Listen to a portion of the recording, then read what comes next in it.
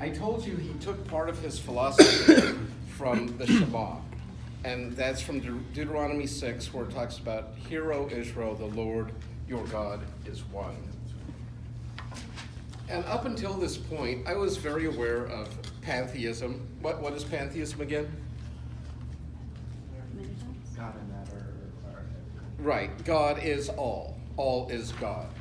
And so for Spinoza, you have this concept of the totality of reality is one. And you can call it God or nature. It doesn't matter to him.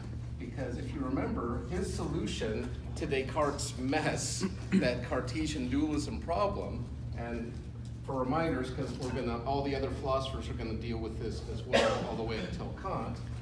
In the Cartesian dualism, we have René Descartes positing God as this primary substance, but then God expresses himself in these different modes of being.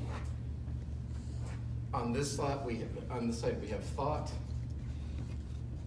and on this side we have extension. And this becomes the classic mind-body problem. And hopefully you enjoyed my illustration. It's a problem because of us. We have minds and bodies, and somehow we're able to interact. I can do stuff like this. That's amazing when you think about it. With a thought, I can move matter. But why can I move this particular matter, but I can't move that matter or this matter unless I'm using matter to move it? And so he left us with this big dilemma. We talked about Hobbes' solution was to simply get rid of this whole metaphysical side and say, let's just focus on the stuff we can actually measure, study, etc. And even though he's using theistic language, he's talking like a materialist, like almost like Aristotle again, like this is real. I mean, this is more like incidentals.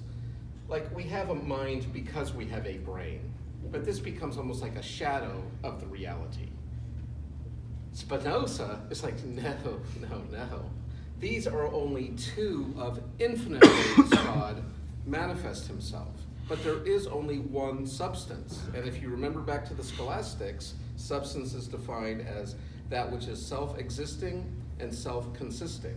And by that definition, you really can't get around God is the only being or even concept that fits that definition. And so therefore, you can talk about mind or body as synonyms, because it's really talking about God expressing himself. And so here we could simply put what ends up happening is people, because this is like the non-tangible side, they end up thinking, well, God must be over here and nature's over here. But that's not what Descartes is saying.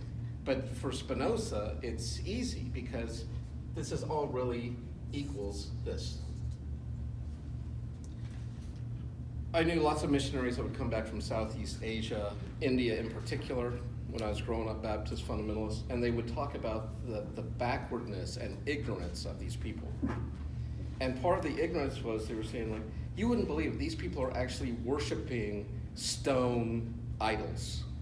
And as a little kid, I'm just thinking, wow, that's like the Old Testament. People really are doing, it was the 20th century back then, but people are still worshiping wood and stone and metal in the 20th century.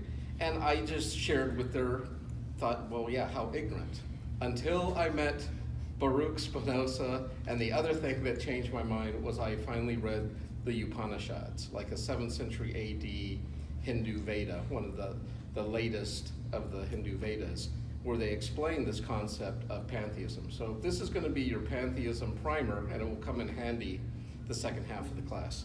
So if God and nature, if this is the totality of reality, but then I ask a question like Justin Cobb, are you God? No, not at all. Okay, so now we have the totality of reality plus Justin Cobb. Hope you don't mind me using your real name. No, it's all good. Okay. I'm a dirty rat. What about my coffee mug? That beautiful platonic ideal form, or as close as you can get on this side of the veil. Is that God? If you want to say no, now we have God, Justin, and my coffee mug. What about those beautiful palm trees outside? Are they God? If you want to say no, now we got Justin, my coffee mug, and all the trees.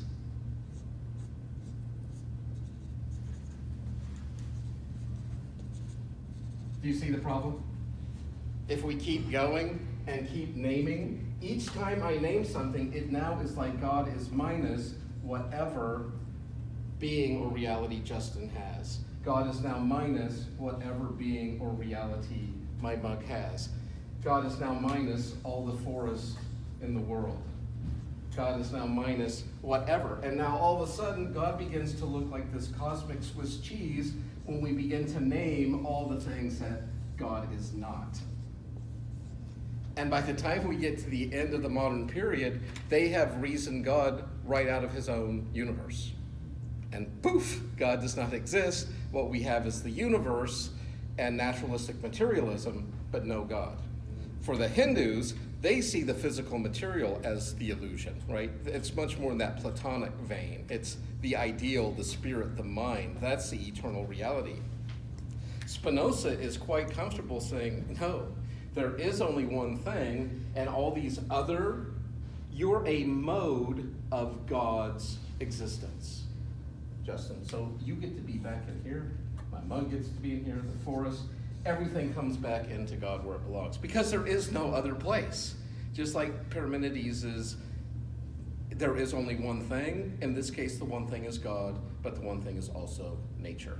So now, instead of thinking, what an ignorant religion or worldview, I'm thinking, uh-oh, this actually makes so much more sense to me than dualism, where like that Gnostic dualism, where you have the spirit realm and this physical realm.